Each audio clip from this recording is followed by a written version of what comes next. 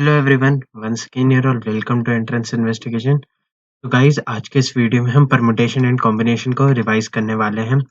JEE mains के लिए बहुत ही इंपॉर्टेंट चेकलिस्ट होने वाली है, क्योंकि एक क्वेश्चन आता है परमुटेशन कॉम्बिनेशन का, पर वो इतना सही क्वेश्चन होता है कि जनरली लोगों को लगता है कि परमुटेशन कॉम्बिनेशन जैसे चैप्टर से बहुत ही हेवी हार्टेड क्वेश्चन आते हैं, बहुत ही डिफिकल्ट क्वेश्चन आते हैं।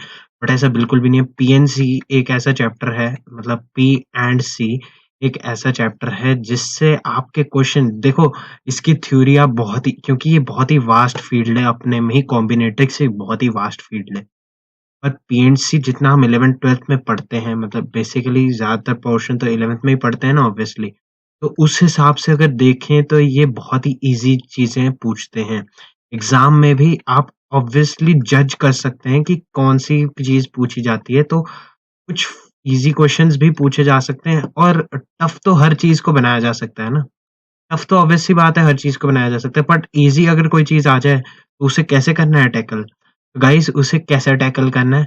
उसे रिवीजन चेकलिस्ट बनाओ, ठीक है? अगर आप 100% रिज़ल्ट मतलब अच्छा परसेंटाइल, आप एक पॉज़िटिव रिज़ल्ट एक्सपेक्ट करते हो, ठीक है?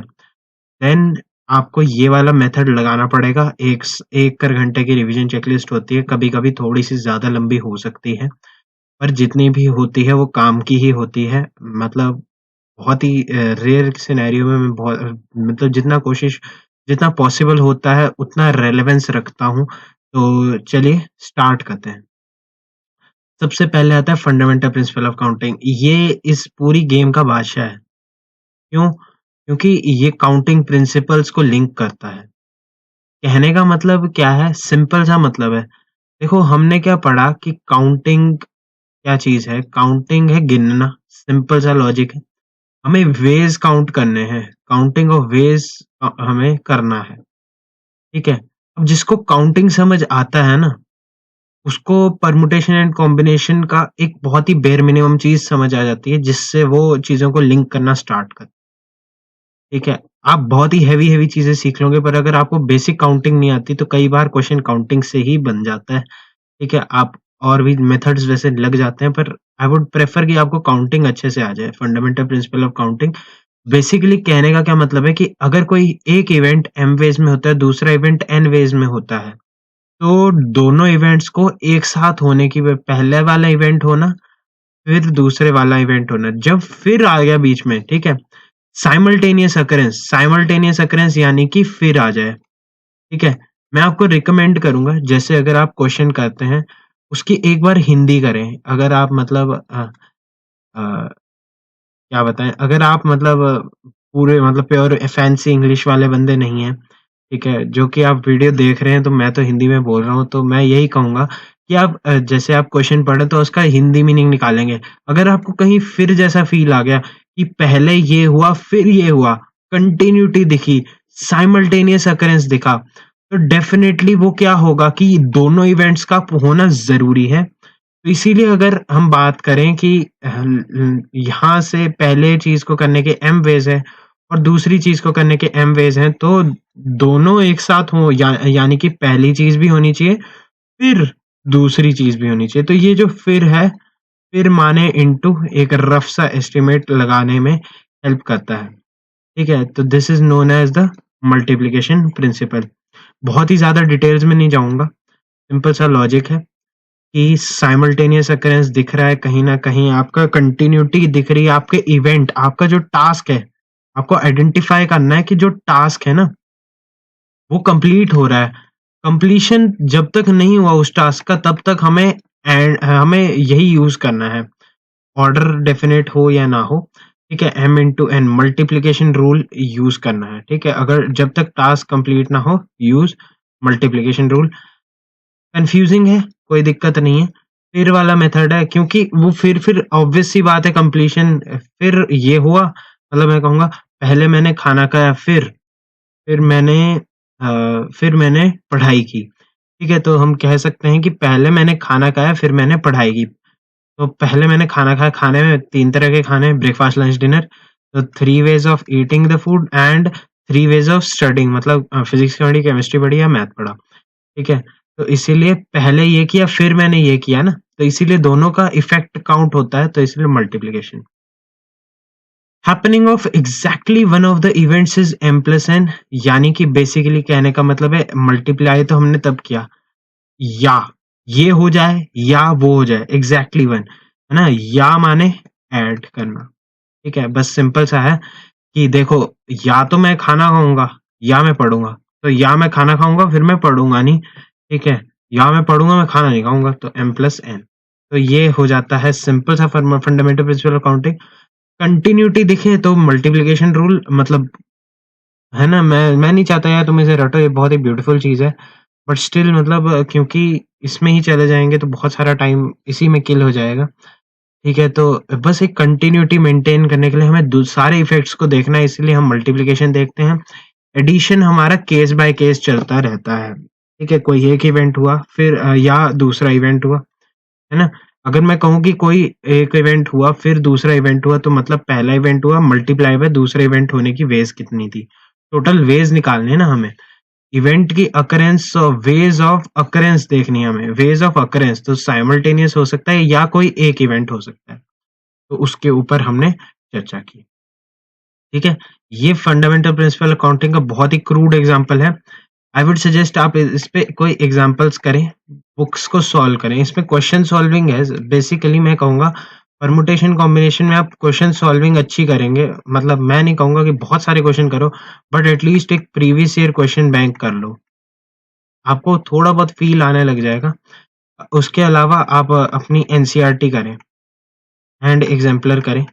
मैं आपको पर्सनली रिकमेंड करूंगा, आप ये चीजें करेंगे ना तो आपकी ये जो प्रॉब्लम सॉल्विंग वाली अप्रोच है ना वो ऑटोमेटिकली डेवलप होगी। फिर ये कॉन्सेप्ट फिर क्या है एंड क्या, थ्योरी, इसमें थ्योरी पढ़ के कोई फायदा नहीं है, मैं मतलब टू बी फ्रैंक ये थ्योरी पढ़ के उतना फायदा नहीं है। ठीक है, एनीवेज नेक्स्ट पे मूव करें तो फैक्टोरियल का बेसिक्स तो पता होने चाहिए। तो फैक्टोरियल क्या है, एन फैक्टोरियल बेसिकली अगर हम देखें तो वो क्या होता है, number of ways of arranging n objects taken all at a time. ठीक है, तो ये अरेंजमेंट्स हैं। ठीक है, जैसे कि हम भी आगे पढ़ेंगे परमुटेशन पढ़ेंगे ना, बेसिकली कहने को वो भी अरेंजमेंट ही है। ठीक है, तो this is a useful notation, is a standard notation कि हम 3 to 1 तक जा रहे हैं। N factorial is equal to n into n minus one into n minus two up to 3 2 and 1। तो एन फैक्टोरियल को मैं लिख सकता हूँ n into n minus one into n minus two and so on up to 1, और ये आ जाएगा N into n minus one का फैक्टोरियल आ जाएगा एन फैक्टोरियल। ठीक है, ओके, तो अगर हम n को 1 पुट कर देंगे तो 1 फैक्टोरियल इज इक्वल टू, पहली बार 0 फैक्टोरियल आ जाता है। ठीक है, तो 0 फैक्टोरियल इज इक्वल टू 1 आ जाता है, एक चीज जो मैंने प्रूव करी यहाँ पर। ओके, उसके अलावा ये चीज बहुत इंपॉर्टेंट है, ये एक इंपॉर्टेंट रिजल्ट है, 2 raise to the power n into n factorial into pi of odd. ठीक है, मैं इसे ऐसे याद रखता हूँ। कैसे आया देखो, इसको अगर हम सॉल्व करने की कोशिश करें तो 1 into two into three into four and so on into two n minus two into two n minus one into two n, right. अच्छा, दो यहाँ से कॉमन, यहाँ हर एक जो हमारे यहाँ पर अगर देखें ना तो यहाँ पर टू है, अगर हम इसे इवन ऑड में अलग से स्प्लिट कर लें तो ऐसा कहते हैं 1 into three into five and so on up to two n minus one. ठीक है, into two into four into six into two n minus two into two n, ये आ जाएगा। तो टू एन फैक्टोरियल को ऐसे लिखा जा सकता है।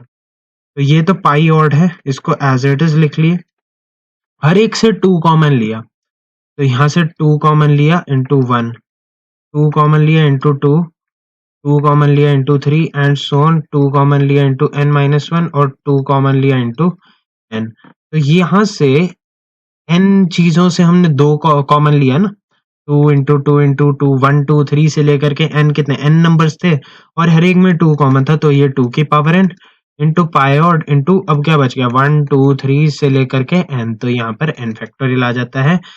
तो ये हमारा आ जाता है, तो ये हमारा इम्पोर्टेंट है, ये इम्पोर्टेंट है। ठीक है, कभी हमें चेंज करना पड़ जाए, कोई मतलब कैलकुलेशन में फंस जाए, ठीक है, तब ये काफी आ सकता है, काम आ सकता है, मतलब आई वोंट से इम्पोर्टेंट है बट आई वुड से काम आ सकता है।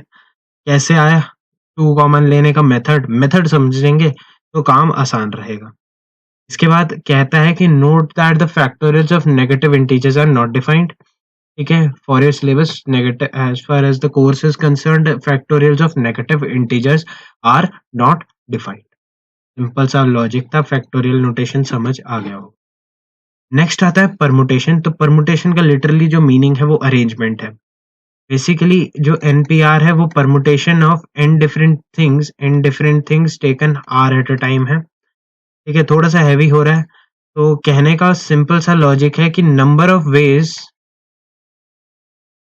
या बेसिकली कह सकते हैं नंबर ऑफ अरेंजमेंट्स, ठीक है, of r things out of n. ठीक है, तो आर थिंग्स बस इतना है। ठीक है, हमें एन में से कोई आर चीजों को सिलेक्ट करना है। ठीक है, एन से आर चीजों को सिलेक्ट करना है और फिर उनको अरेंज करना है। ठीक है, तो थोड़ा सा हम आगे बढ़ेंगे इसमें। फिलहाल आप इसे डेफिनेशन से याद रखें। ठीक है, इसका उतना यूज नहीं है, पर थोड़ा बहुत तो यूज होगा ही ना, तभी तो लिखा है। Okay, number of permutation of n things when taken all at a time when p of them are of one type. मतलब सिमिलैरिटी, अगर सिमिलैरिटी आ जाए सिस्टम में, ये सारा क्या है, ये basically are distinct things. Distinct मतलब अलग अलग। ठीक है, अलग अलग चीजों को अगर हमने करना है डिफरेंट, ठीक है, तब उससे हम एनपीआर के स्वरूप में देख सकते हैं। अगर कोई सिमिलैरिटी आ जाए तो हम इसे इस तरीके से देखेंगे। पहले तो एन फैक्टोरियल अगर सारों को कंसीडर करेंगे अपॉन कितने रिपीटिंग हो रहे हैं, p factorial, q factorial, r factorial. ठीक है, एक बार इस पे वापस आएंगे फिलहाल के लिए। Just I am avoiding this. ठीक है, तो हम इसमें एक मार्क लगा लेते हैं। इस पे भी वापस आएंगे, हम थोड़ा सा कॉम्बिनेशन के अंदर जाएंगे तो थोड़ा सा समझ आएगा। एक बार वापस आएंगे, पहले हम कॉम्बिनेशन समझ लेते हैं ताकि हमें थोड़ा सा समझ आए। देखो, ये एक प्रोसेस है। ठीक है, जो भी मैंने बात की, पहले मैंने बात की कि फंडामेंटल जो प्रिंसिपल ऑफ काउंटिंग है, उसने कहा कि हमारे पास पहले ये हुआ फिर ये हुआ। ठीक है, मल्टीप्लिकेशन जो प्रिंसिपल था, तो पहले एक चीज होती है फिर एक चीज होती है। तो अगर हमें कोई चीज अरेंज करनी है तो arrangement is actually a two step process, जिसमें हमें पहले चीजें चूज करनी है। तो पहले हमें चूज करना पड़ेगा और फिर उनको हमें अरेंज करना है। तो यहाँ पर फिर आ गया, तो फिर मैंने इनटू डायरेक्टली लिख दिया। वो ब्रेन की साइकोलॉजी ऑटोमेटिकली वर्क करने लग जाती है। ठीक है, अरेंजमेंट हमने बात की कि फैक्टोरियल का मीनिंग है अरेंजमेंट। ठीक है, कि हम एक वे को कैसे लिख सकते हैं, दूसरी चीज को कैसे लिख सकते हैं, तीसरी चीज को कैसे लिख सकते हैं। चूज करना है हमें कोई चीज को, तो हम यूज करते हैं कॉम्बिनेशन। कॉम्बिनेशन, ठीक है, तो पहले कॉम्बिनेशन चूज लिख ले या सिलेक्शन लिख ले। ठीक है, तो फर्स्ट चूज देन अरेंज वाला सिचुएशन है। तो this is NCR is the number of combination of n different things when r of them are taken at a time। Simple सा लॉजिक है। n factorial over r factorial n minus r factorial. ये कैसे आया? ये है कि हम जैसे हमारे पास बहुत सारी वेज होती हैं, किसी भी टास्क को करने की हमारे पास बहुत सारी वेज होती हैं। फॉर एग्जाम्पल, हमारे पास हमें एक टू लेटर वर्ड बनाना है, जिसमें सिंपल सा लॉजिक है, हमें टू लेटर वर्ड बनाना है। तो हम ऑब्वियस सी बात है, पहली बात इसने कहा कि हमें दो लेटर, पहले 26 अल्फाबेट्स है ना हमारे पास, तो उसमें से हमें कोई दो चूज करने पड़ेंगे। ठीक है, आज उसको हम चूज करते हैं तो 26C2। तो 26C2, या फिर हम बात करें कि हमारे पास दो पांच वॉवल्स हैं। ठीक है, पांच वॉवल्स होती है ना, A E I O U। ये ग्रामर भी चेक करता है तुम्हारा। ठीक है, ग्रामर भी नहीं कह सकते, बेसिक लैंग्वेज का प्रिंसिपल्स को चेक करता है। उसमें से हमें कोई दो चूज करनी है, तो वो 5C2 बेस में होगी और फिर उनको अरेंज करेंगे। इन अरेंजमेंट कैसे होता है? फैक्टोरियल वेज में, तो टू फैक्टोरियल वेज। टफ लग रहा होगा, तो कहने का मतलब है, देखो पांच में से हमें कोई दो चूज करने हैं। तो या तो हम AE चूज कर सकते हैं, या हम EI चूज कर सकते हैं, या हम AI, या AE, AI, AO, AU, EI, EO, EU, IOIU, और एक दो तीन चार पाँच छः सात आठ नौ, और एक OU, 10 आ जाएगा। 5c2 कितना होता है इस फॉर्मूले में डालना जरा 5c2, तो 5 फैक्टोरियल बाय 2 फैक्टोरियल 3 फैक्टोरियल आ जाता है, तो ये 4 इंटू 5 आ जाता है, तो ये 10 आ जाता है। तो हमारे पास आ गया ना 10। ठीक है। अब अगर ए ई आ गया फॉर एग्जाम्पल, तो क्या ई ए नहीं आ सकता था क्या? आंसर है आ सकता था। तो इसीलिए ए ई एक आना था, तो इसके कॉरेस्पॉन्डिंग एक ई ए भी आ सकता था। तो उसी अरेंजमेंट को सेटल करने के लिए हमें 2 फैक्टोरियल यानी कि उसको अरेंज करने का तरीका 2 फैक्टोरियल उससे हमने मल्टीप्लाई किया। नंबर ऑफ वेज ज़्यादा आएँगी। हम चीज़ों को सिलेक्ट करते हैं और फिर उन्हें चूज़ करते हैं। This is the entire criteria. ठीक है? यही सिंपल सा लॉजिक है। तो arrangement is actually a two step process. तो अब वापस आते हैं इस पे। ठीक है? तो परम्यूटेशन या arrangement is actually a two step process. It is first choosing, जिसे चूज़िंग लिख सकते हैं। टू बी मोर एग्ज़ैक्ट, इसे अगर चूज़िंग लिखा जाए तो ये ज़्यादा बेटर वर्ड होगा। तो चूज़िंग एंड देन अरेंजमेंट। ठीक है? पहले हमें अरेंजमेंट यानी कि वेज टू फिल प्लेसेस कह सकते हैं रफ रफ सेंस में। ठीक है, तो ये अपने आप में arrangement is a two step process, और मैंने कहा कि प्रोसेस है, कंटिन्यूटी है। तो पहले हमें चूज करना है। तो अगर एन पी आर मेरी रिप्रेजेंटेशन है अरेंजमेंट्स की, तो that is equal to n C r. ठीक है, पहले हमें आर ऑब्जेक्ट्स को एन ऑब्जेक्ट्स में से आर ऑब्जेक्ट्स को चूज करके मुझे अरेंज करना है, तो that is an P are. NCR क्या मतलब हुआ, हमें पहले चूज किए कि आर ऑब्जेक्ट्स कौन से हैं, और फिर उसके बाद हमने फिर आ गया ना, ऑटोमेटिकली फिर आ गया, हिंदी में फिर आया। तो इनटू आर फैक्टोरियल यानी कि हमने मल्टीप्लाई कर दिया कि कितने स्पेसेस बन सकते थे। कहने का मतलब वही था कि आर वेज में हम इसे इधर उधर करके अरेंज कर सकते थे आर फैक्टोरियल वेज में, तो उसको हमने वैसे लिख लिया। तो ये एक इम्पॉर्टेंट रिजल्ट है, nPr is equal to nCr into r factorial. मैं तो पर्सनली यूज नहीं करता परमुटेशन, मैं सीधा कॉम्बिनेशन, मैं इसे दो प्रोसेस यूज करके करता हूँ। आई होप आप लोग भी करेंगे, क्योंकि ऐसे एनपीआर कब पी लगाना कब सी लगाना कई लोगों को बहुत कंफ्यूजन होता है। ठीक है। अच्छा, नेक्स्ट देखते हैं, number of permutations of n things taken r at a time, all at a time, sorry taken all at a time. देखो सारी ले ली तो वो एन सी एन आ जाएगा, तो वो n factorial by zero factorial अब एन फैक्टोरियल आ जाता है, ये आ जाएगा जीरो 1/0 फैक्टोरियल यानी कि 1। तो हमें सारे चूज करने हैं, तो एन सी एन आ जाएंगे। ठीक है, वैसे तो वो डिस्टिंक्ट के लिए बात होती है। ठीक है, तो यहाँ पर थोड़ा सा पंगा क्या है, पंगा यहाँ पर ये है कि हमें नंबर ऑफ परमुटेशन देखनी है एन थिंग्स की when they are taken all at a time, when p of them are similar और वन टाइप। ठीक है, तो पी एक तरह के हैं, ये वन टाइप के हैं, क्यू हमारा सेकंड टाइप है, और आर हमारे थर्ड टाइप के हैं। ठीक है, तो ये हमारे पास बन जाते हैं ऐसे। तो P plus Q plus r जो हमारे पास नंबर आए, जो टोटल टाइप्स आएंगी, मतलब जो नंबर आएगा, और बाकी जो बच गई n minus p plus Q plus r, they are all distinct. ठीक है, मतलब सारे एक दूसरे से अलग अलग हैं। तो जब हमारे पास ये पूरा सेट आएगा, तो उसमें ऐसा है, जैसे अगर मैं कोई नंबर्स की बात करूं, तो 1 2 3 4 5 5 6 2 7 8, या 6 7 7 8 आ जाए। तो इनको अरेंज करने के लिए 5 3 बार आया, 7 2 बार आया, तो इन्हें भी तो कहीं ना कहीं अरेंज करना पड़ेगा। तो पहले क्या करो, बेस्ट वे टू पहले हमें इनमें देखना है। ठीक है, लेट्स से मुझे कोई कुछ करना है, हमें सारे लेटर लेके वेज देखनी है इन्हें अरेंज करने की। ठीक है, तो अब यहाँ पर ये डिवीजन वाला फैक्टर कैसे आता है, इसे समझने की कोशिश करेंगे। सबसे पहली बात हमें देखना है कि हमारे पास टोटल सीक्वेंस, अगर हमारे पास सारे नंबर्स होते हैं, तो कितने वेज में आ जाएंगे। एक वे में हमें सारे चूज करने हैं, तो वो वन वे हो गया। दूसरी बात, ये पता होना चाहिए कि हमारे पास 4 4 8 3 11 नंबर्स हैं, तो 11 फैक्टोरियल से मैं उन्हें डिस्ट्रीब्यूट, मतलब मैं उन्हें रख सकता था, नंबर्स को 11 फैक्टोरियल वेज में रखा जा सकता था। पर कहीं ना कहीं यहाँ पर अगर 3 5 ऐसे आ जाते हैं, या अगर मैं इसको ऐसे नाम दूं, जैसे 5A 5 सेक्शन दे दूं, 5A 5B 5C।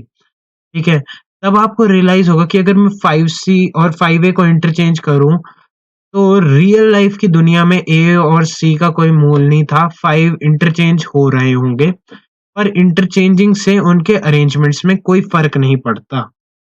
और क्योंकि उनके अरेंजमेंट से कोई फ़र्क नहीं पड़ता, तो उनकी प्लेसमेंट्स अपने आप यूनिक हो जाती हैं और इसीलिए वहाँ पर उनके हिसाब से हमें कुछ वेज़ कम मिलती हैं। और कम मिलने का डायरेक्ट सा इम्प्लीकेशन होता है कि हमें कुछ वेज़ को डिवाइड करना है, ऐसा नहीं होता है वैसे प्रैक्टिकल लाइफ़ में, है ना? But for a simple logic हम कह सकते हैं कि हमारे पास अगर ये 3 बार रोटेट कर रहा है, तो ये 11 फैक्टोरियल से तो होना था। और उसमें से 3 बार 5 आ गया, तो 3 फैक्टोरियल वेज़ में 5 आया तो वो अलग हो गया। और 7 2 बार आया तो उनका इंटरनल अरेंजमेंट भी कैंसल आउट हो गया, तो वो 2 फैक्टोरियल और आ जाएगा। ठीक है? तो बेसिकली कहने का मतलब है कि अगर अलग-अलग हैं, तो वो n factorial by p factorial, q factorial, r factorial से हो जाते हैं। ये तो यार ये वाली जो चीज़ें हैं, ये एनसीईआरटी में बहुत अच्छे से दी गई हैं। Do refer that. ठीक है? आपको समझ आ जाएगा। इसके अलावा यहाँ पर इसने एक बात की कि n different objects taken r at a time when a particular object is always to be included. ठीक है? तो लेट्स से मेरे पास 5 लोग हैं ए, बी, सी, डी, ई। मुझे पता है कि मेरा जो बी है वो कैप्टन है इस टीम का और कैप्टन जो है वो हमेशा आएगा टीम में। ठीक है? तो बी चूज़ करेगा अब कि ए आएगा, सी आएगा, डी आएगा, ई आएगा। तो वन पर्टिकुलर ऑब्जेक्ट, तो that captain is always to be included, तो one object is always to be included. ठीक है? And the talking about the rest, ठीक है? तो अब क्या बच गए, ए, सी, डी और ई 4 बच गए। तो 4 में से अब उसे आर, अच्छा आर एट अ टाइम लेने हैं ना? ठीक है? तो अब देखो लेट्स से हमें 5 बंदे, हमें 3 की टीम बनानी है। ठीक है? सुपर ओवर वाली कंडीशन आ गई है ना मैच में। तो सुपर ओवर में तो 3 ही बैट्समैन आ सकते हैं। तो एक तो बी ने कह दिया कि मैं तो आऊँगा ही आऊँगा भई, मैं कैप्टन हूँ। ठीक है? मेरा आना ज़्यादा इम्पोर्टेंट है। ठीक है? बाकी किसी से भी। ठीक है? थोड़ा-सा एरोगेंट टाइप से। एनीवेज़, ठीक है? अब बी ने कह दिया कि ये आएगा। अब मेरे साथ कौन-कौन आ सकता है? ठीक है? मैं बी हूँ। मैंने कहा मैं कैप्टन हूँ भई, मैं तो आऊँगा। अब बाकी ए, सी, डी, ई में से अब मुझे कोई, अच्छा 3 की टीम बनानी है ना, सुपर ओवर में तो 3 ही प्लेयर खेलेंगे, 4 प्लेयर तो खेलेंगे नहीं। तो उसने कहा कि ये आ गए तो अब कोई 2 बचे, ठीक है? अब इनमें से देखो बी का तो मामला ही सेट था ना, पहले से ही मतलब सेटिंग थी, ठीक है? कि भई आना ही है। अब देखो यहाँ पर जो 4 बंदे हैं, इनमें से कोई 2 आएँगे। तो पहले ऐसे करते हैं, देखो बी आया उसका 1 वे की वो तो हमेशा आएगा ही आएगा। ठीक है? अब 4 में से कोई 2 बंदे आएँगे तो 4C2, ठीक है? पर अब उनका बैटिंग ऑर्डर से उन्हें कोई फ़र्क नहीं पड़ता। बी को था कि भाई मैं फर्स्ट आऊँ कि लास्ट आऊँ मुझे कोई फ़र्क नहीं पड़ता। मैं वन डाउन भी आ सकता हूँ, ठीक है?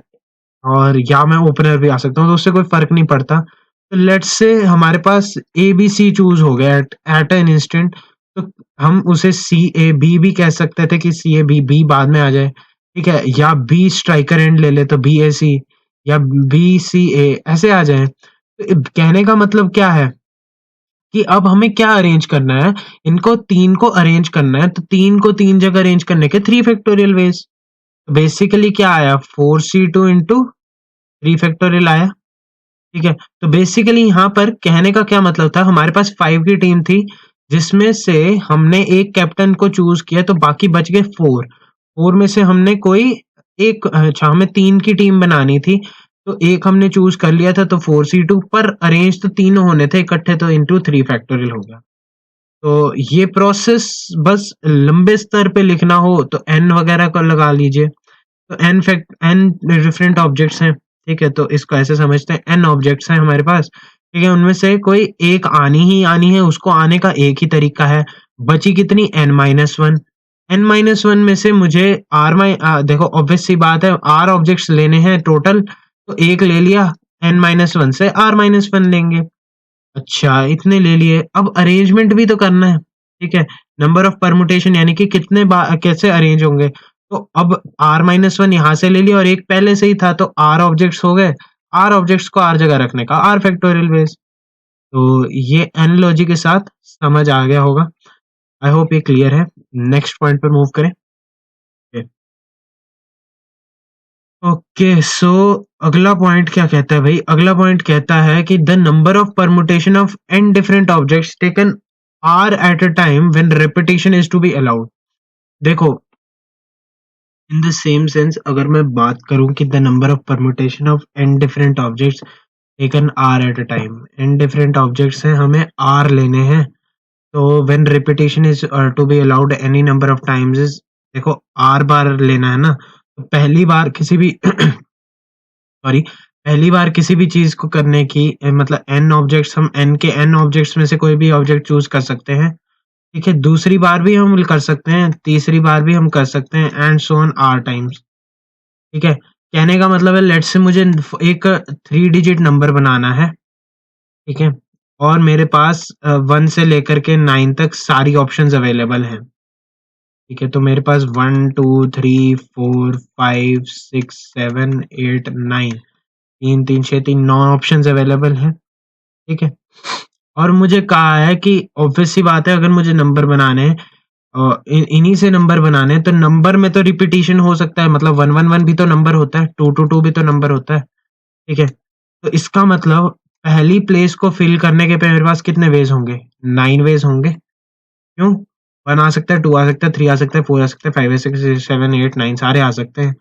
दूसरी प्लेस पे भी कोई ऐसा थोड़ा था रिस्ट्रिक्शन है, तो यहाँ पर भी 9 आ सकते हैं और तीसरी प्लेस पे भी 9 आ सकते हैं।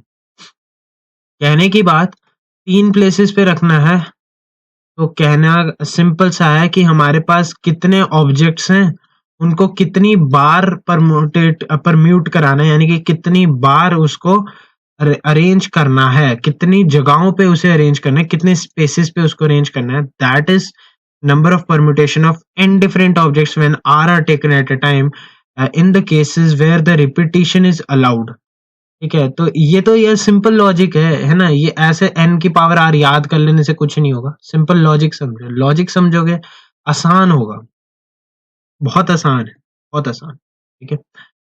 Number of circular permutation of n different things taken all at a time is n-1 का फैक्टोरियल, ठीक है। अब ये कैसे आया, देखो सर्कुलर परमुटेशन का थोड़ा सा फिजिकली सिग्निफिकेंस समझना, हम ऐसे कोई कितने से बहुत सारे लोग बैठे हैं लेट्स से, ठीक है, तो चेन कहीं ना कहीं से तो स्टार्ट हुई होगी, तो लेट्स से यहाँ से स्टार्ट हुई, अब इसको हटा दो तो क्या एक स्ट्रेट लाइन बन जाती, एक स्ट्रेट बन जाएगा ये ऐसे, लेट्स से ये 1 2 3 4 5 6 थे, तो 6 पीपल थे, तो 4 5 6 पीपल को हम इसके रिस्पेक्ट में, देखो ये with respect to kind of thing है, इसके रिस्पेक्ट में हम देखें कि ये इस, क्योंकि हमें बेसिकली सर्कल में तो हम तभी देख सकते हैं जब कोई एक बंदा बैठ गया, है ना, ये बॉस था, ठीक है, अब इसके हिसाब से इसने अपने एग्जीक्यूटिव्स को बिठाया, ठीक है, तो इसलिए यहाँ पर 1 2 यहाँ पर 6 बंदों को बिठाना है 6 जगह पे, तो वो 6 फैक्टोरियल वेज हो जाता है, अगर ये 7th बॉस था, ठीक है, एक सीट फिक्स करो, ठीक है, तो सर्कुलर परमुटेशन जब भी सॉल्व करना हो ना, you have to fix one, ठीक है, फिक्स एनी वन, मतलब call any one the head of the department, उसको फिक्स करो और बाकियों की सीट्स को आप अरेंज करिए, ठीक है, बाकी तो आप ये सब ऐसे लिख ही सकते हैं, इसमें कोई दिक्कत वाली बात नहीं होनी चाहिए। अच्छा, इसने कहा if clockwise and anti clockwise circular permutations are considered to be same, तो ऑब्वियस सी बात है, अगर वन ऐसे वाला ऑर्डर हो या 6 5 4 3 2 1 ऐसे वाला ऑर्डर हो, डजंट मैटर, ये ऐसे वाला ले लो या ऐसे वाला ले लो, उससे कोई फर्क नहीं पड़ता, if they are considered to be same, तो वो सारे ऑटोमेटिकली हाफ हो जाएंगे, ठीक है, तो हाफ डाउन हो जाएंगे, तो n-1 फैक्टोरियल बाय 2 आ जाता है। नीडलेस टू से इसमें कुछ भी बहुत ही मतलब हेवी टाइप्स नहीं होना चाहिए। कह रहा है the number of circular permutation of n different things when they are taken r at a time distinguishing clockwise and anti clockwise arrangements is np r upon r, तो बेसिकली n ऑब्जेक्ट्स में से हमने कोई r objects choose किए, ठीक है, और उसके बाद अब हमने r में से n माइनस, अच्छा सॉरी r-1 का फैक्टोरियल, हाँ, देखो पहले क्या किया, प्रोसेस समझना है ना, वापस से एक बार थोड़ा सा स्लो चलते हैं, प्रोसेस समझने का कोशिश करते हैं। कह रहा है कि number of circular permutation of n things, देखो n थिंग्स है, हमें r लेनी है, तो इतने प्रोसेस में देखें तो हमारा गेम NCR तक रुक जाएगा, अब इसने कहा कि distinguishing clockwise and anti clockwise मतलब they are not considered to be same, everything is different in itself, मतलब ठीक है। और हमें सर्कुलर परमुटेशन कराना है, ठीक है। तो हमने आर चूज किए हैं, तो इसका मतलब अगर हम एक को फिक्स कर दें तो रेस्ट हमारी r-1 की एक स्ट्रेट लाइन बन जाती है, मतलब स्ट्रेट लाइन की फॉर्मेशन, उसमें अरेंजमेंट्स r-1 फैक्टोरियल की तरीके से हो सकते हैं। यहां तक अगर बात समझ आई, तो अब तुम लॉजिकली सोचो कि अगर तुम r से मल्टीप्लाई करो और r से डिवाइड करो, तो यहाँ पर nCr into r factorial upon r आ जाता है, और nCr into r factorial nP r upon r आ जाता है, ठीक है। तो इसीलिए ये आ जाता है, बस सिंपल सा लॉजिक है यार, ठीक है। सर्कुलर परमुटेशन हैंडल करना सबसे आसान काम है, जिसमें हमें बस वन को फिक्स करना है, किसी एक को फिक्स करो और बाकियों को तुम स्ट्रेट चेन की तरह जैसे अरेंज करते हो वैसे कर देना है। दैट इज इट, इससे ज्यादा करने की जरूरत ही नहीं पड़ेगी, एटलीस्ट मेन में तो नहीं पड़ेगी। ओके, कॉम्बिनेशन जैसा कि बताया, एनसीआर क्या है, हमें चूज करना है या सिलेक्ट करना है, दोनों वेज में लिखा हो सकता है, ठीक है। तो combination is denoted by S. इसमें ये क्वेश्चन ऐसे ऐसे लिख के आ जाए तो बाइनोमियल में एक बार ऐसा क्वेश्चन आया हुआ है, ठीक है। ऐसा कभी नहीं आया, ये बहुत ही कॉमन है, this is common, this is common, this is somehow common, this is never used, मतलब बहुत ही रेयर केसेस में मिलेगा। अच्छा, अब कॉम्बिनेशन समझना है, क्योंकि जिसने कॉम्बिनेशन समझ लिया उसके बाद अरेंजमेंट तो बाएं हाथ का खेल है ना, क्योंकि अरेंजमेंट तो सारा कैसे हो रहा है वो समझ आ ही जाए, ठीक है। हमें एन थिंग्स हैं हमारे पास, उनमें से हमने आर थिंग्स को लिया है, पहला पॉइंट तो यही है, यहाँ तक हमारा फर्स्ट स्टेप हमेशा रहेगा, जैसा कि इसने इसमें कहा।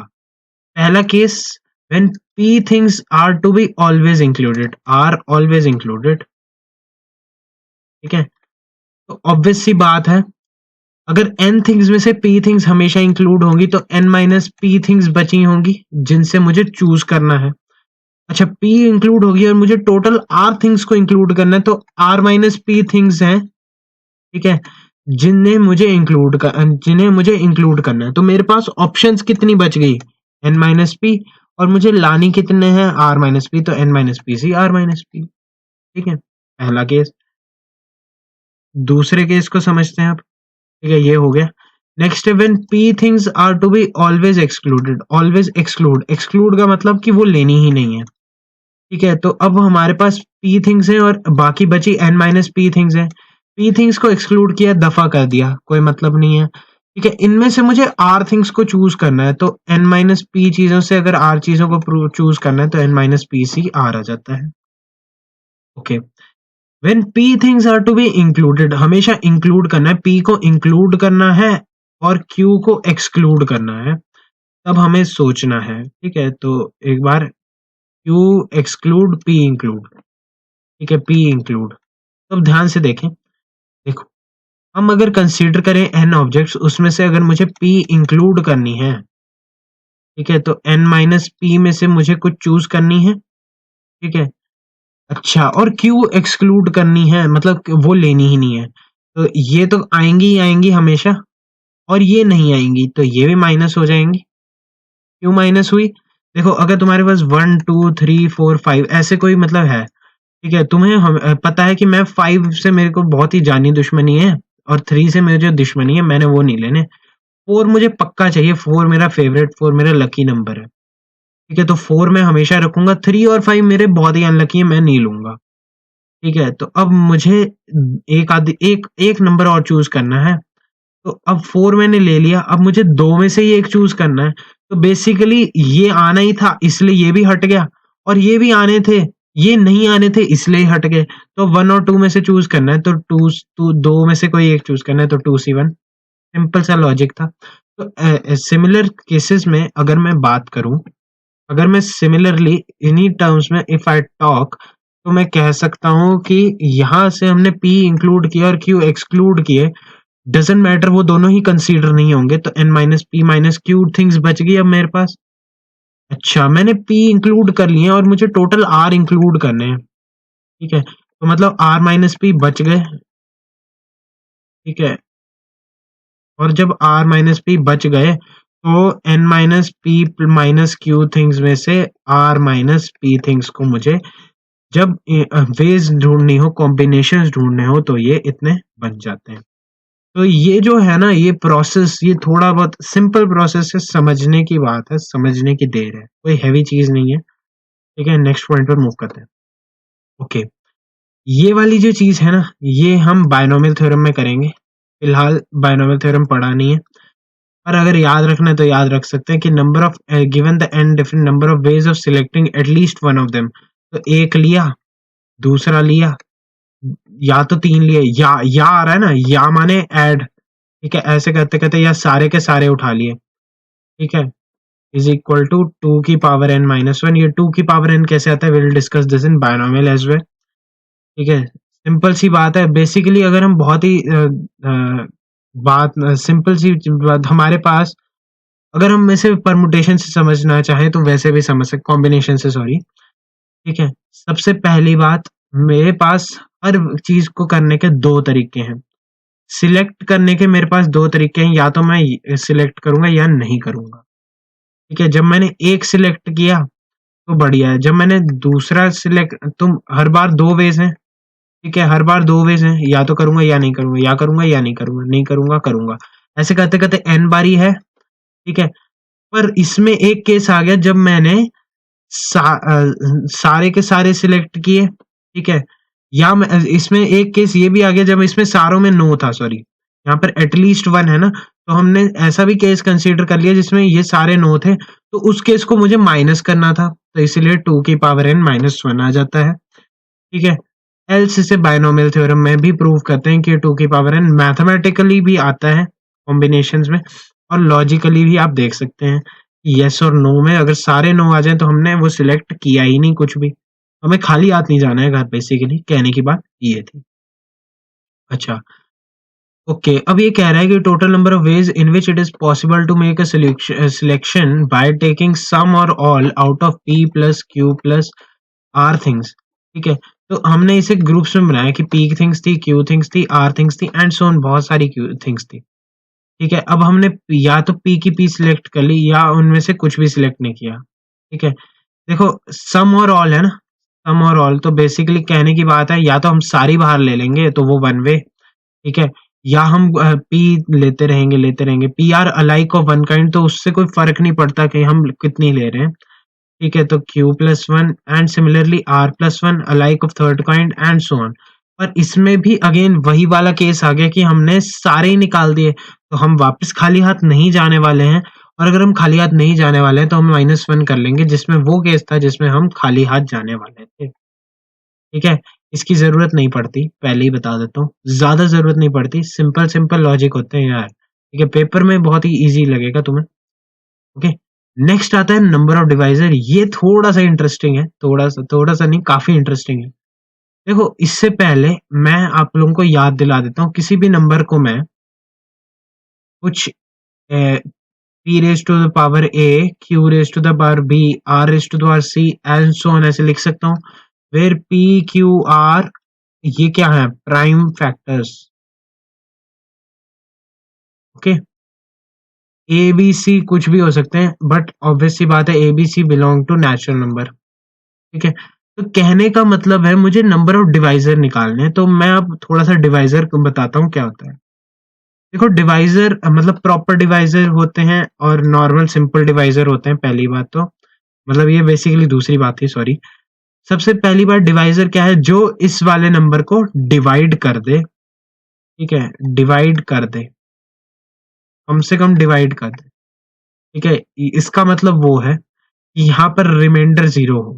ठीक है, रिमाइंडर ना छोड़े, remainder is equal to zero, simple, उस सेंस में ये डिवाइजर है। ऐसे तो मैथमेटिक्स में dividend into is equal to divisor into quotient plus remainder होता है, बट वो एक तरह से डिवाइजर ऐसा हो जिसमें रिमाइंडर जीरो आ जाए। तो कहने का मतलब है, अगर मेरे पास n है तो उसमें कोई भी डिवाइजर है, वो भी कुछ फैक्टर्स हैं, जो ये जो p q r है, ठीक है, ये प्राइम फैक्टर्स हैं, जो जो फैक्टर्स हैं, इन्हीं के अरेंजमेंट से बना होता है।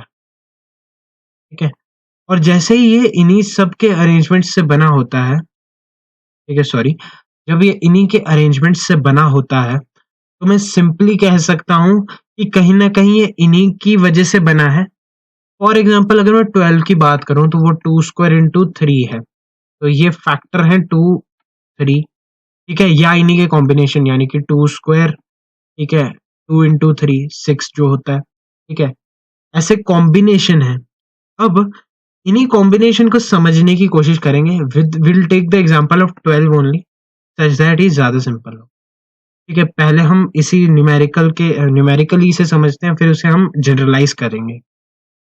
सबसे पहले अगर मैं 12 को कंसीडर करूँ तो 2 स्क्वायर इंटू 3 है, यानी कि 2 की पावर 2 है, 3 है। तो अगर कोई भी डिवाइज़र होगा 12 का, तो या तो वो 2 की पावर 0 रखेगा, या 2 की पावर 1 रखेगा, या 2 की पावर 2 रख लेगा। सिमिलरली वो 3 की पावर या तो कुछ भी नहीं रखेगा या 1 रखेगा, ठीक है? तो यहाँ पर एक्चुअल में जो जनरेट हुए वो 2 वेव्स थे, ठीक है? और यहाँ पर 3 वेव्स जनरेट हुए, ठीक है? तो बेसिकली हम कर क्या रहे हैं, जो भी हमारा प्राइम फैक्टर है, जो भी हमारे प्राइम फैक्टर्स हैं, उनकी जो एक्सपोनेंशियल पावर्स हैं, उन्हीं को अरेंज कर रहे हैं, क्योंकि नंबर्स तो एनी हाउ वही रहने वाले। देखो हम ऐसे तो लिख सकते हैं कि ये 13 रेज टू पावर 0 से भी तो डिविजिबल है, ठीक है? तो आंसर इज हाँ, उसमें 0 आ रहा है, तो वो ऑटोमेटिकली वो एक फैक्टर तो कंसीडर हो ही सकता है 13 रेज टू पावर 0 भी। तो इसीलिए हम इन्हीं पावर्स को अरेंज कर रहे हैं, ओके? तो अब हम क्योंकि पावर्स को अरेंज कर रहे हैं और हमारा number a raise to power p, b यार sorry, p raise to power a, q raise to power b, r raise to power c and so on ऐसे था, ठीक है? तो मैं कह सकता हूँ कि जो भी मेरा डिवाइजर होगा वो इसी फॉर्मेट का होगा जिसमें p रेज टू पावर 0 हो या 1 हो या 2 हो and so on up to a हो, ठीक है? सिमिलरली q के लिए चलेगा 0 1 2 so on up to b, r के लिए चलेगा 0 1 2 so on up to c and so on ऐसे चलता जाएगा। तो कहने का मतलब है कि नंबर ऑफ डिवाइजर क्या है, ये तो डिवाइजर ऐसे हो लिखा जाएगा। अब नंबर ऑफ डिवाइजर की बात कर लेते हैं भाई। तो भाई नंबर ऑफ डिवाइजर की बात करें तो यहाँ पर 0 से a तक p के पास कितनी, p का क्या पावर होगा, उसकी कितनी ऑप्शन है, a प्लस 1 ऑप्शन ओपन है, ठीक है? q की कितनी है, 0 से लेकर के b यानी कि b प्लस 1 ऑप्शन है अवेलेबल है, r की कितनी, c प्लस 1 ऑप्शन अवेलेबल है एंड सो ऑन। यानी कि ये these are the available options of the powers, और मुझे पता है कि वो पावर जो भी है, ठीक है? अगर लेट्स से मैं अगर 12 में ही कंसीडर कर रहा हूँ इज अ मतलब 2 square 3 into 5 raise to power 0 ऐसे लिखा है, तो वो ऑटोमेटिकली कहेगा कि ये हमेशा 0 पावर के साथ जाएगा, तो इसका नंबर ऑफ वेज तो 1 ही होंगे ना, ठीक है? तो इस तरीके से हम नंबर ऑफ डिवाइजर्स कैलकुलेट कर सकते हैं। Okay cool. तो अब यहाँ पर देखो एक और फंडा होता है प्रॉपर डिवाइजर का। प्रॉपर डिवाइजर में सिंपल सा बात है, या तो वो नंबर खुद नहीं होना चाहिए या 1 नहीं होना चाहिए, ठीक है? तो 1 कैसे आएगा, जब यहाँ पर हम हर जगह 0 कंसीडर कर लेंगे, तो वो एक केस -1 यहाँ से आएगा इसमें ही, ठीक है? ये अगर k है लेट्स से, ठीक है? तो ये k -1, और वो नंबर इटसेल्फ कैसे आएगा, जब इसकी maximum powers a b c and so on ऐसे आती रहेंगी। तो यहाँ पर basically number of proper devices k-2 होते हैं। इस चीज का भी ध्यान रखें, ये भी इंपॉर्टेंट है। This was all about number of devices, okay? Next आ गया हमें ग्रुपिंग वाला मेथड्स जो होते हैं डिस्ट्रीब्यूशन वगैरह के, ठीक है? सबसे पहले कॉन्सेप्ट देखते हैं। देखो m plus n different things हैं, डिस्टिंक्ट थिंग्स हैं। They are to be divided into 2 groups, ठीक है? 2 ग्रुप्स में करना है, जिसमें एक ग्रुप में m ऑब्जेक्ट्स हैं और दूसरे ग्रुप में n ऑब्जेक्ट्स हैं। तो हमें करना क्या है, m प्लस n ऑब्जेक्ट्स में से हमने m ऑब्जेक्ट्स चूज करे हैं पहले, ठीक है? फिर उन्हें एक ग्रुप में डाला, ठीक है? ये मेरा एक ग्रुप में डालने का इधर तक मैंने उन्हें एक ग्रुप में डाला, ठीक है? फिर मैंने क्या किया, जो बच गए n ऑब्जेक्ट्स उनको मैंने एक ग्रुप में डाला, जिसमें n ऑब्जेक्ट्स हैं सारे के सारे उठाने थे, तो n ऑब्जेक्ट्स को मैंने ये सेकंड ग्रुप में डाल दिया, ठीक है? तो अब बेसिकली करना प्रोसेस वही है, कि हमने पहले m ऑब्जेक्ट्स को चूज किया, फिर उसे एक ग्रुप में डाल दिया, m plus n C m एक ग्रुप का फॉर्मेशन हो गए, और ये भी ग्रुप का फॉर्मेशन हो गया। तो basically the number of ways in which the entire process is happening is m plus n factorial upon m factorial into m plus n minus m factorial, that is n factorial into ncn, that is n factorial over n factorial n minus n factorial, यानी कि 0 factorial, ये वाली चीज automatically 1 आती है, और ये m plus n factorial by m factorial n factorial आ जाता है। This is the final answer to this situation overall. जो भी कंडीशन है यहाँ पर, उसके ऊपर अगर हम बात करें, हमें ग्रुपिंग कैसे करनी है, ठीक है, उसके ऊपर अगर हम चर्चा करें तो ये इस तरीके से बनता है। ठीक है, ग्रुप फॉर्मेशन बहुत ही सिंपल है, हमें कुछ चूज करना है पहले, ठीक है, फिर हमें बाकियों को अरेंज करना है, और हम ये ऐसे कर सकते हैं अगर m plus n plus p है। बस इसमें ध्यान रखना यहाँ पर इक्वालिटी नहीं होनी चाहिए, क्योंकि इक्वालिटी में थोड़ा सा घपला होता है, ये घोटाला टाइप्स होता है वहां पर। तो अगर ऐसे बहुत सारे हैं और हमें उतनी उसी के हिसाब से ग्रुप्स बनाने हैं, तो हम सारों का फैक्टोरियल लेंगे अपॉन इंडिविजुअल का फैक्टोरियल ले लेंगे। ठीक है, राइट, ये हो गया हमारा ये। नेक्स्ट है, अगर m इक्वल टू n हो, ठीक है, तो हमारे पास number of cases, let's say 2n numbers हैं, उनमें हमें n और n में करना है डिवाइड। ठीक है, तो अब यहाँ पर ये आ जाएगा 2n factorial over n factorial n factorial. यहाँ तक जो भी करेगा वो थोड़ा सा मिसगाइडेड होगा। क्यों? क्योंकि यहाँ पर इनका इंटरनल अरेंजमेंट्स भी अप्लाई हो रहे हैं। Basically for in any one way it is possible to interchange the two groups without obtaining a new distribution. ठीक है, मतलब यहाँ पर अगर यहाँ पर 2n नंबर्स हैं और यहाँ पर भी उतने ही यहाँ पर इक्वल इक्वल नंबर्स हैं, तो आप यहाँ से एक एक उठाओ पहले, फिर उन्हें इंटरचेंज करो, फिर दो दो को इंटरचेंज करो, फिर तीन तीन को इंटरचेंज करो, ऐसे करते करते तुम बहुत सारे इंटरचेंज कर सकते हो। तो इन द एंटायर सेंस ये कह सकते हैं कि उसे पूरा का पूरा ग्रुप्स को इंटरचेंज करना, ठीक है, तो दो चीजों को दो जगह हिलाने के इक्विवेलेंट हो जाएगा, तो वो उनका अरेंजमेंट यानी कि 2 फैक्टोरियल वेज में एक्सप्रेस किया जा सकता है। तो याद रखें कि जब भी हमें कहा जाए कि अगर इक्वालिटी कहीं ना कहीं आ रही है, तो हमें ये ध्यान रखना है कि ये जितनी बार रिपीट कर रहे हैं उतनी बार के फैक्टोरियल से डिवाइड करें, सच दैट उनके ग्रुप की इंटरचेंजिंग को हटाया जा सके। और इस बात का ध्यान रखें कि अगर इन्हें डिस्ट्रीब्यूट करना है, यहाँ तक तो डिवीजन था कि हमने फॉर्मेशन ऑफ ग्रुप्स की, यानी कि हमने 2n नंबर्स को डिवाइड कर दिया इन n फैक्टर n नंबर्स, और n नंबर्स के मैंने दो गठड़ों में या दो ग्रुप्स में डिवाइड कर दिया। और अगर कहने की बात है कि 2n थिंग्स को अगर मुझे इक्वली डिवाइड करना है, तो मैं कहूंगा डिवाइड, सॉरी, यहाँ तक तो हमने डिवाइड किया, अब हमें डिवाइड एंड डिस्ट्रीब्यूट करना है। ठीक है, इक्वली बिटवीन दो पर्सन को हमें, अच्छा, ये हमारा बॉक्स ए था, ये हमारा बॉक्स बी था, है ना, इसमें भी n चीजें, इसमें भी n चीजें हमने डाल दी, इतने वेज आए, इतने वेज आए, ठीक है, इतने वेज आए। अब इन जो दो बॉक्स हैं, इन्हें हमें दो बंदों को देने हैं, 2 पर्सन को देने हैं। तो बेसिकली दो बॉक्सेस को दो जगहों पे रखने, या दो पर्सन को दो बॉक्सेस देने का तरीका क्या होगा? ऑब्वियस सी बात है, एक इसको दे, या बॉक्स ए पहले वाले को, बॉक्स ए दूसरे वाले को, या बॉक्स बी पहले वाले को, बॉक्स बी दूसरे वाले को। ठीक है, ऑब्वियस सी बात है, दोनों दोनों किसी एक को नहीं दे सकते, तो इसीलिए इक्वली डिवाइड भी करना है। तो अगर किसी एक को मिल गया तो दूसरे के लिए ऑटोमेटिकली फिक्स भी है। इतना कॉम्प्लिकेट नहीं करूंगा, सीधे सीधे कहूंगा कि यार दो बॉक्सेस को दो पर्सन को देने इज इक्वलेंट टू दो चीजों को दो जगहों पे रखना, यानी कि 2 फैक्टोरियल। तो ऑटोमेटिकली वो नंबर ऑफ वेज आ जाती हैं इतनी। तो this is the number of ways of distribution of these number of groups, जितने भी हमारे कितने भी ऑब्जेक्ट्स हैं डिवाइडेड इक्वली। डिवाइडेड इक्वली का मतलब ही था, अगर 2n थिंग्स हैं और वो इक्वली डिवाइड हो रही हैं, तो वो n और n में डिवाइड हो रही होंगी। ठीक है, और n और n को डिवाइड करके हमने पहले यहाँ तक हमने उसकी ग्रुपिंग की, और फिर उसके बाद उसको डिस्ट्रीब्यूट कर दिया। ठीक है, राइट है। नेक्स्ट है, अगर m plus n plus p things के लिए बात करिए जैसे कि, तो वो ऑटोमेटिकली मैंने बताया कि इसी तरीके से होगा। और यहाँ पर ग्रुपिंग थ्योरी के हिसाब से यह 3 फैक्टोरियल, क्योंकि यहाँ पर इन दोनों का इंटरचेंज हो सकता है, इन दोनों का इंटरचेंज हो सकता है, इन दोनों का इंटरचेंज हो सकता है, इन दोनों का मामला गड़बड़ हो सकता है, इन दोनों का मामला गड़बड़ हो सकता है, और इन दोनों का मामला गड़बड़ हो सकता है। तो बहुत सारे गड़बड़ हो सकते हैं। बेसिकली 3 फैक्टोरियल वेज से इसलिए मल्टीप्लाई कर रहे हैं। If 3n things are to be divided equally among 3 person, तो 3n थिंग्स टू 3 पर्सन, ठीक है, 3 पर्सन को, तो पहले इनके ग्रुप्स बनाएंगे कि 3n factorial over n factorial equally करना है ना।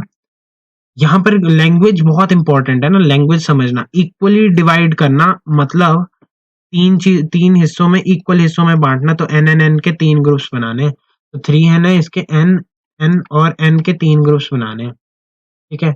ग्रुपिंग ऐसे भी करा जा सकता है, ऑब्वियस सी बात है, 3nc पहले n चूज कर लिए, ठीक है, अब बच गए 2n, तो 2nc n चूज कर लिए, और उसके बाद n बच गए तो nc n चूज कर लिए, तो 3n factorial by 3n minus n factorial, यानी कि n factorial into 2n factorial into 2n factorial by n factorial आ जाता है।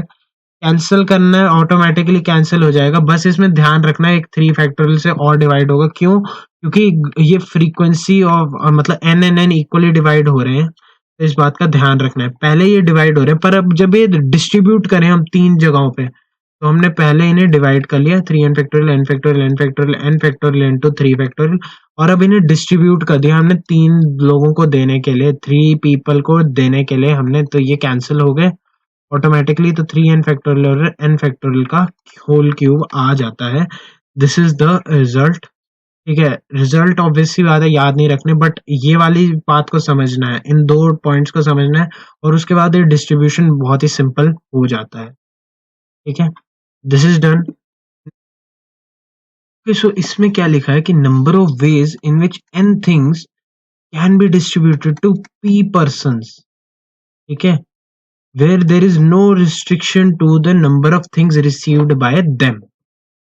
यानी कि कहने का मतलब है हर पर्सन कितनी भी चीजें पकड़ सकता है, कितनी भी चीजें रिसीव कर सकता है। मतलब जैसे कहने को चलो समझने की कोशिश करते हैं। देखो, मान लो मेरे पास n चीजें थी, n थिंग्स, और मेरे पास p बॉक्सेस हैं। बॉक्स पर्सन को बॉक्स की तरह इक्विवेलेंट अज्यूम करने हैं, तो p बॉक्सेस हैं। तो अब देखो, हर चीज जो है, वन हो, फर्स्ट थिंग होगी, सेकंड थिंग होगी, थर्ड थिंग होगी, हर एक के पास ऑप्शन है कि पहले वाला है वो किस बॉक्स में जाएगा, फर्स्ट बॉक्स में जाएगा, सेकंड बॉक्स में जाएगा, थर्ड बॉक्स में जाएगा, कि पीएथ बॉक्स में जाएगा, ठीक है। तो लास्ट बॉक्स, तो यानी कि नंबर ऑफ वेज कि फर्स्ट बॉक्स, फर्स्ट लेटर या फर्स्ट थिंग कोई भी चीज है, क्योंकि ये जनरली लेटर और बॉक्स का क्वेश्चन आता है आपका प्रोबेबिलिटी या परमुटेशन कॉम्बिनेशन के मिसलिनियस में मिलेगा आपको वो। तो जो फर्स्ट लेटर है या फर्स्ट जो भी चीज है, वो किस बॉक्स में जा रही है, वो उसके पास कितनी ऑप्शन है, पी ऑप्शन है। सिमिलरली सेकंड के पास है, सिमिलरली थर्ड के पास है, और सिमिलरली nth के पास है, तो इसीलिए ये p की पावर n आ जाता है। तो बेसिकली अगर मैं इसे क्रूड लैंग्वेज में बोलूं, तो यहाँ पर किसके पास ऑप्शन है? इसके पास ऑप्शन है, हमारी थिंग्स के पास ऑप्शन है कि कितने बॉक्स में या कितने भी पर्सन्स के पास वो जा सकती है। तो बेसिकली यहाँ पर अगर मैं बॉक्स और ये लेट से ये लेटर बॉक्सेस हैं और ये लेटर्स हैं, ठीक है, तो यहाँ पर n लेटर्स हैं और यहाँ पर p बॉक्सेस हैं। तो यहाँ पर लेटर के पास ऑप्शन है, लेटर के पास ऑप्शन है कि वो किस बॉक्स में जा रही है, कि वो किस बॉक्स में जा रही है। लेटर के पास ऑप्शन है कि वो किस बॉक्स में जा रही है, वो p नंबर ऑफ बॉक्सेस में जा सकती है। तो बेसिकली कहने का मतलब है कि अगर p बॉक्सेस हैं और n लेटर्स हैं, ठीक है, n लेटर्स हैं और p बॉक्सेस हैं, तो हम इस तरीके से इसे जनरलाइज कर सकते हैं कि इमूवेबल की पावर मूवेबल। यहाँ पर लेटर मूवेबल है तो नंबर ऑफ लेटर्स n है, तो यहाँ पर, और इमूवेबल नंबर ऑफ बॉक्सेस आ जाएंगे तो p की raise to the power n होता है, ठीक है। इसमें क्या है कि if number of ways in which n identical things may be distributed among p persons, मतलब p लोगों में n थिंग्स को हमें डिस्ट्रीब्यूट करना है और वो सारी थिंग्स आइडेंटिकल है। मतलब अगर हम इसको थोड़ा फंडामेंटली समझें, जिसमें वो कोई भी ना आए, एक आ जाए, या ए वन मेनी और मोर, ठीक है, नन वन और मोर, ठीक है, तो वो कहने को सिंपल है n plus p minus one C p minus one या n, ठीक है। इसको याद रखना होता है वैसे तो, ठीक है, जनरली याद किया जाता है ये। अब इसको समझते हैं कि क्या हो रहा है। देखो इसमें एक स्ट्रिंग और 0-1 मेथड होता है, जिसको हम समझ सकते हैं। देखो, मैं थोड़ा बहुत ही सिंपल एग्जांपल लूँगा। लेट्स से मेरे पास 3 पीपल हैं, ठीक है?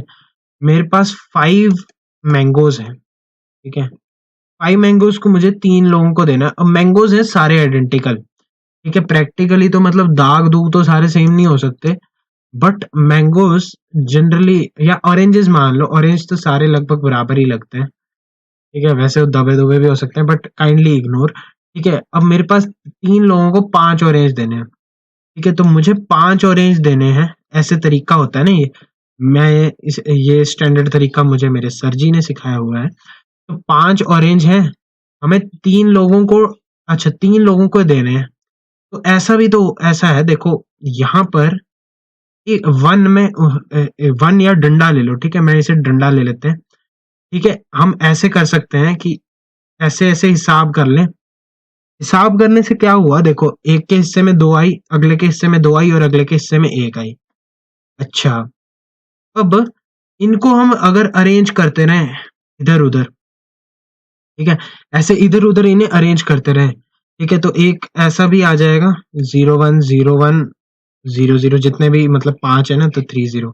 तो ऐसे में हम कह सकते हैं कि हम बेसिकली ऑरेंजेस को अगर हम इधर-उधर करें, या हम ये जो वॉल्स टाइप की जो चीज़ है, वॉल कह लो या नंबर 1 कह लो, तो 1-0 मेथड में अगर हम 1 को अरेंज करें, ठीक है? दोनों ही इक्विवेलेंट हैं, ठीक है? क्योंकि ऑरेंजेस बहुत सारे हैं तो वो थोड़ा-सा हेक्टिक हो जाता है इधर, मतलब हौच-पौच टाइप से हो जाता है। तो इसीलिए हम वॉल्स को अरेंज करते हैं। वॉल्स क मैं इसे वॉल कहता हूँ, ये मेरे लिए दरार है ना, ये डिस्ट्रीब्यूटर है, ठीक है? कि ये इधर जाएँगी, कुछ चीज़ें इधर जाएँगी, तो मैं इन्हें वॉल्स से रिज़ेम्बल करता हूँ। तो वॉल है, ठीक है? वॉल कह लो या ये ले लो, ठीक है? नंबर 1 ले लो। तो ज़ीरोज़ और वन्स को अगर मुझे इंटरचेंज करना हो, तो उसकी कितनी वेज़ हैं? ठीक है, अब वो समझते हैं कि वो कैसे आएगी, ठीक है? देखो n थिंग्स हैं, ठीक है? और मुझे p पीपल को देनी है, ठीक है? 3 लोगों को देने के लिए मेरे पास ये था, मेरे पास n थिंग्स है मतलब n बारी है, उसमें मेरे पास p लोगों को देनी है, तो 1, 2, 3 ऐसे करते-करते p लोगों तक आई, ठीक है? तो नंबर ऑफ वॉल्स कितनी बनेंगी? ऑब्वियस सी बात है, 1 कम बनेगी ना।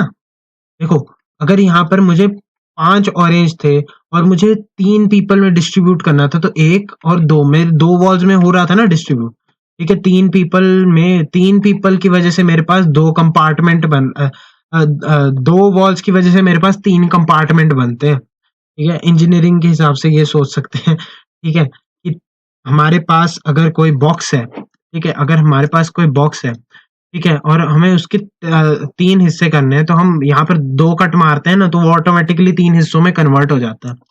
तो वही कहने का मतलब है कि अगर n थिंग्स हैं और p पीपल हैं, तो p-1 वॉल्स हैं, और अब इन्हीं p-1 वॉल्स को मुझे सिलेक्ट करना है। बेसिकली इन्हीं को सिलेक्ट करके अरेंज करना है, ठीक है? इनका मतलब इर्रेगुलरिटीज़ हैं जो ये, इनको हमें इधर-उधर करना है।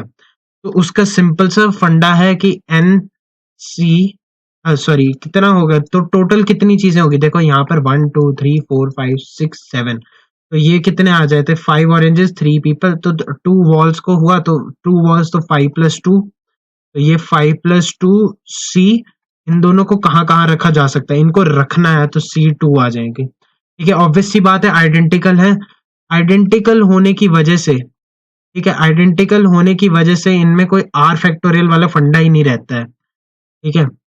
तो हम सिंपली इन्हें ऐसे अरेंज कर सकते हैं, तो ये आ जाता है सिमिलर टर्म्स में n+p-1 c n कर लो या c p-1 कर लो, दोनों वेज में ये आ जाएगा, ठीक है? इसे बहुत ही फेमस बेगर मेथड या बेगर रूल से भी जाना जाता है, ठीक है? जिसमें हम कॉइन्स देते हैं बेगर को, ठीक है? ये एक मतलब स्टैंडर्ड जो हमारे इंडिया में प्रिवेलिंग लैंग्वेज है, उसको समझ उस तरीके को याद रखते हैं लोग, ठीक है, जिसे बेगर मेथड कहते हैं। मैं तो कहूँगा यार ये कह लो, ठीक है, पर बेगर मेथड कहना आसान होता है ना, डिस्ट्रीब्यूशन अमंग पी पर्सन्स, ठीक है, इन विच नन वन और मोर, ठीक है। नन वाला केस भी कंसीडर हो जाता है ना, 1 0 0 0 1 ऐसे ऐसे 1 1 ऐसे। अगर बहुत सारे हैं तो यहाँ पर किसी को इस वाले कंपार्टमेंट में खाली रह गया, जहाँ पर खाली रह गया वहां पर कुछ नहीं मिला, तो ये इस तरीके से आ जाता है।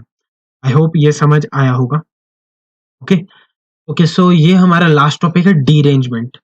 जब सब कुछ गलत होने लग जाए, ठीक है, तुम्हें मम्मी ने कहा खाना खाओ, तुम नहाने भाग गए, ठीक है, तुम्हारी मम्मी ने कहा कि नहाने जाओ, तुमने कहा हमें मुझे अभी खेलना है, मतलब सब कुछ तुम इधर उधर हौच पौच कर रहे हो, कभी भी कोई काम नहीं सही कर रहे हो, ठीक है। तुम्हारा कंप्यूटर खराब हो गया, तुमने उसे कहा कि 1 टाइप कर, वो 0 टाइप कर रहा है, ठीक है, मतलब ऐसा तो पता नहीं होगा, कभी होगा किसी किसी के कंप्यूटर में हो जाए तो बात अलग है, ठीक है। मतलब तुम्हारा फोन में होता है, टच स्क्रीन फोन में होता है ना ऐसा, कि किसी का फोन खराब है तो वो कहेगा मतलब वो ऐसे 1 टाइप कर रहा होता है, वो 0 टाइप हो जाता है, ठीक है।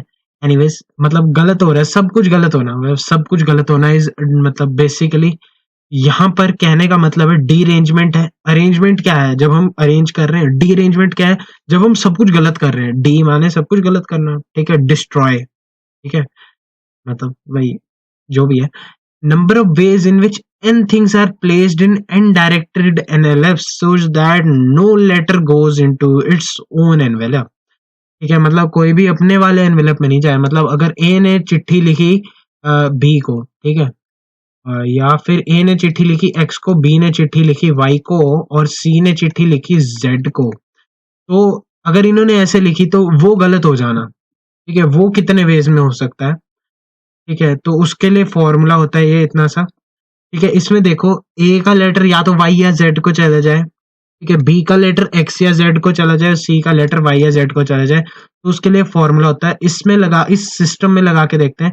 देखो 3 लेटर्स हैं, 3 ऑब्जेक्ट्स हैं, ठीक है, और इसके 3 एनवेलप होने चाहिए थे, ठीक है, 3 एनवेलप होने चाहिए थे। ऑब्वियस सी बात है, वो इकट्ठे बैठे थे और फिर उसके बाद मस्ती करने लग गए और फिर सब कुछ मिक्स हो गया, ठीक है। फिर इन्होंने कुछ ऐसा वे आउट आया कि यहाँ पर सब कुछ गलत हुआ, ठीक है, किसी के लिए भी कुछ भी सही नहीं हुआ। ये बेसिकली एक principle of mutual inclusion and exclusion पे बेस्ड है। Principle of mutual inclusion exclusion पे बेस्ड होता है डीअरेंजमेंट का कॉन्सेप्ट, ठीक है, जिसको हम करेंगे फ्यूचर में। फिलहाल तो उसकी कोई ज़रूरत नहीं है। इनफैक्ट मुझे तो नहीं लगता वैसे डीअरेंजमेंट की भी ज़रूरत नहीं है, but just for an instant आप अगर फॉर्मूला याद रखेंगे तो बहुत बढ़िया रहेगा, ठीक है। तो यहाँ पर 3 फैक्टोरियल ओवर, ठीक है, 3 के सारे ऑपरेशन गलत है, तो 1/0 फैक्टोरियल, ये 0 फैक्टोरियल लिख लेते हैं, so दैट एक पैटर्न आइडेंटिफाई हो जाता है। -1/1 factorial plus 1/2 factorial minus 1/3 factorial. इतने वेज जो है ना, उसमें ये गलत ही होगा हमारे साथ, ठीक है। तो इसको सॉल्व करें, 1 - 1 तो ये कैंसिल हो जाता है, 1/2 माइनस 1/6 आ जाएगा, ये आ जाएगा 3, यानी कि 2/6 आ जाएगा, यानी कि ये आ जाएगा 1/3, तो ये आ जाएगा 2 वेज, ठीक है। तो इसको देख लो यार, ए का वाई या जेड को जाए, बी का एक्स या जेड, 3 लेटर हैं, 3 लेटर्स को हर जगह गलत करने का वेज होते हैं 2, ठीक है, अगर मैंने कैलकुलेशन में गड़बड़ नहीं की है तो, ठीक है। तो ये आ जाता है 6, ये आ जाता है 3 - 1 2, ये 3, हाँ 2 ही आएगा, सही कर रहा हूँ मैं, थैंक गॉड। ओके, चलो तो इसको देखो यार, डीअरेंजमेंट क्या है ना। बेसिकली क्वेश्चन कैसा पूछा जा सकता है, क्वेश्चन ऐसा आ सकता है कि आपको कम से कम एक लेटर सही भेजना है, ठीक है। Principle of mutual inclusion exclusion समझ आ जाएगा, तो आप कम से कम 2 लेटर, 3 लेटर, अगर आपके पास 10 लेटर है उनमें से कम 3 लेटर सही भेजने हैं, ठीक है, तो वो ऑटोमेटिकली समझ आ जाएगा, ठीक है। But that takes it to somewhat next level वाली बातें हो जाती हैं। तो ये भी मतलब बेसिकली थोड़ा सा आउट ऑफ स्टॉक वाला गेम है, पर कहने को है कि क्वेश्चन अगर आ जाए कि कम से कम एक सही हो, तो वो टोटल माइनस ऑल गलत, ऑल रॉन्ग, वैसे वाला कुछ आ जाए, ठीक है, तो वो थोड़ा सा पॉसिबिलिटी रहती है, तो उसके लिए आप फॉर्मूला याद रख सकते हैं। सिंपल सा है, 3 चीज़ों के लिए लगाना है, n चीज़ों के लिए लगाना है, तो वो ऐसे करेंगे, n तक जाएँगे, डिनोमिनेटर में ये वाली चीज़ और ये वाली चीज़ मैच होनी चाहिए। बस इस तरीके से याद रख लेना।